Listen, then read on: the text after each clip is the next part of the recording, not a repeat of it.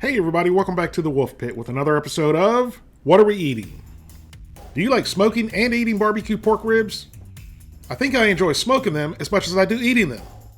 Rubbing them down with your homemade or favorite barbecue rub, then putting them on your barbecue pit grill or smoker with your favorite smoke wood, then slow smoking them to tender, juicy, smoky perfection. They're technically done at that point. Or if you like, you can baste them with your homemade barbecue sauce or favorite store-bought barbecue sauce for that spicy, sweet, and sticky finish. Then it's time to sink your teeth in for that perfect bite of the tender, juicy, smoky, porky goodness. But sometimes you want barbecue ribs, and you want them now, and you don't want to spend the 4 to 6 hours to smoke them right. So you head out to a local restaurant or barbecue chain, and at best, you get subpar barbecue that tastes nothing like the real deal. But sometimes you get lucky and you get a real good barbecue place around you. But now, thanks to Jack Daniel's, you don't need to spend hours smoking your ribs, going to restaurants for subpar barbecue, or waiting in long lines for good barbecue.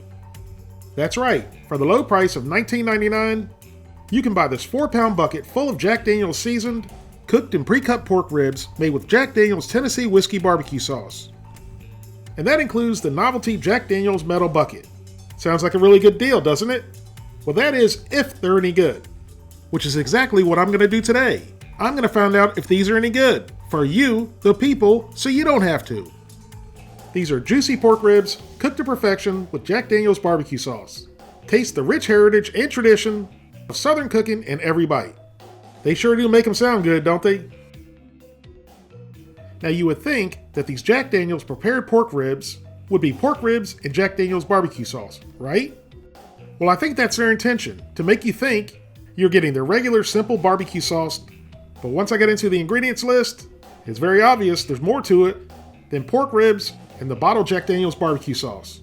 I didn't catch on at first until I compared the ingredients for the sauce on the bucket of ribs with a bottle of Jack Daniel's barbecue sauce off the shelf, and they're very different. The thing that I should have noticed immediately is the word sauce versus barbecue sauce. The sauce in the ribs contains sulfiding agents, which is a preservative, but the Jack Daniel's barbecue sauce in the bottle does not contain them. And there's a few other ingredient differences as well, which makes sense because these ribs have an extremely long shelf life for a refrigerated meat product. At least I think it's too long. How long do you think these last refrigerated? Just take a guess. Well, according to the date on the bucket, these will last in the refrigerator until March 21st, 2018.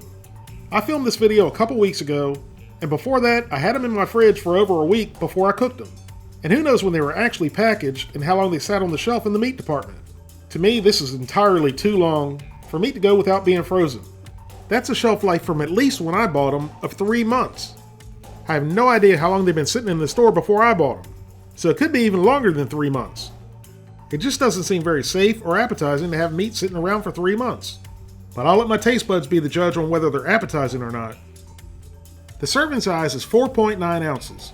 Not 5 ounces, but 4.9 ounces. Why can't they just round it up to 5 ounces? Per 4.9 ounce serving, there's 360 calories, 14 grams of total fat, 5 grams of saturated fat, no trans fat, 70 milligrams of cholesterol, 550 milligrams of sodium, 37 grams of carbohydrates, no fiber, 34 grams of sugars, and 20 grams of protein. They make it a point to tell us not to microwave the bucket. And for that to even be on the package, you know that somebody microwaved the bucket. But they don't say anything about putting it in the oven. So eventually, someone's going to put the whole unwrapped bucket in the oven and create a big mess and catch their oven on fire and hopefully not their house. That would actually make a good video. Maybe I should do it. You can either microwave these or bake them in the oven. I'm going to go the oven route. So preheat the oven to 350 degrees and empty the ribs onto an oven-safe pan. So obviously we got to get these out of the bucket first. There's 4 individually vacuum sealed packages. And I'm going to take a wild guess that each package weighs 1 pound. You know how I knew that? Because it says there's 4 pounds of ribs in here. See, I are smart in math equations. I do these equations for you, the people, so you don't have to. So there's your math lesson of the day. I know it was as difficult for you as it was for me. And just to ensure the Best By date wasn't stamped on the lid wrong, the same date, 3/21/18, is on each package of ribs. I lined my cookie sheet with aluminum foil for easy cleanup. So let's dump these ribs out of the package and see what they're all about. I guess they didn't look awful, but they're definitely not smoked. They don't look smoked or smell smoked. They actually have a weird smell, but it's kind of like how fresh pork smells when you open up the cryovac.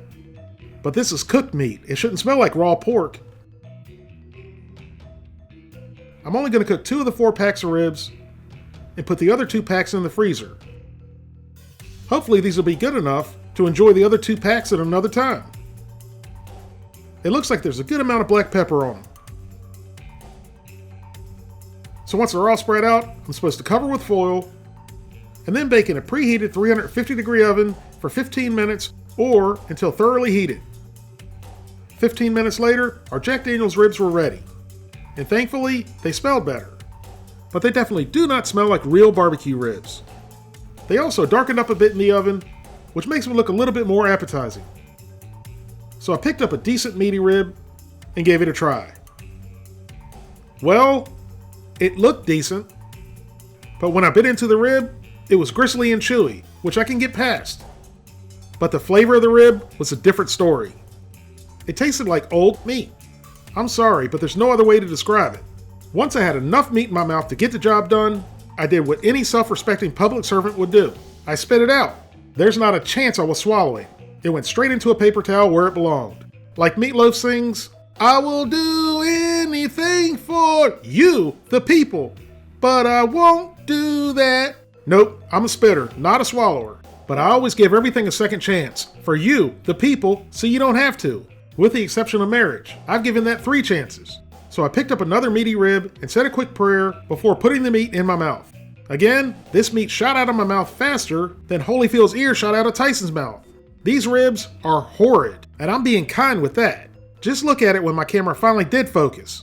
There's no doubt at all in my mind, this meat is old and or not safe to eat. I'm being 100% serious when I'm saying this. Maybe I got a bad bucket of ribs, but the taste and the texture of the pork, it's like it's been reheated several times and sat in the fridge for a long time. So let's really put this into perspective. And I mean this from the bottom of my heart. I would rather take the $20 that I paid for these and buy 20 packs of these Dollar Tree riblets, which were actually pretty good to be honest.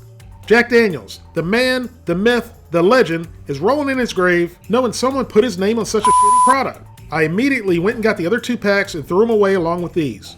Like I said, maybe I got a bad batch of ribs. Have any of you guys ever tried the Jack Daniel's ribs? What did you think about them? Were they any good? Or are they all just as bad as these? Either way, these are unrateable, and I have no score for them. Unless of course you want a negative score.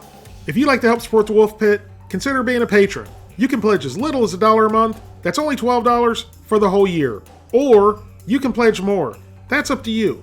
Either way, every little bit's appreciated and helps me produce more high quality videos more often for you, the people.